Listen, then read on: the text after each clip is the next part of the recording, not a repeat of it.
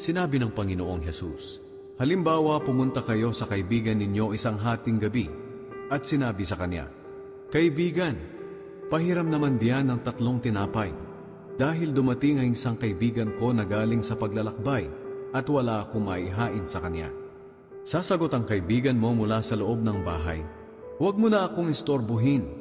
Sarado na ang pinto at nakahiga na kami ng mga anak ko.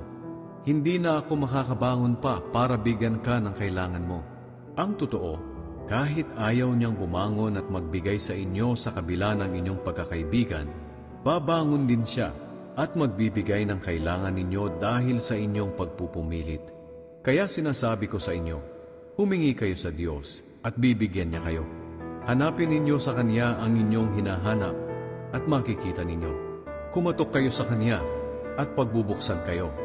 Sapagkat ang lahat ng humihingi ay nakakatanggap, ang naghahanap ay nakakakita, at ang kumakatok ay pinagbubuksan. Kayong mga magulang, kung ang anak nyo ay humihingi ng isda, ahas ba ang ibibigay ninyo?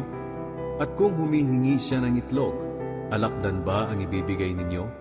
Kung kayong masasama ay marunong magbigay ng mabubuting bagay sa mga anak ninyo, gaano pa kaya ang inyong amang nasa langit? Ibibigay niya ang banal na Espiritu sa mga humihingi sa Kanya.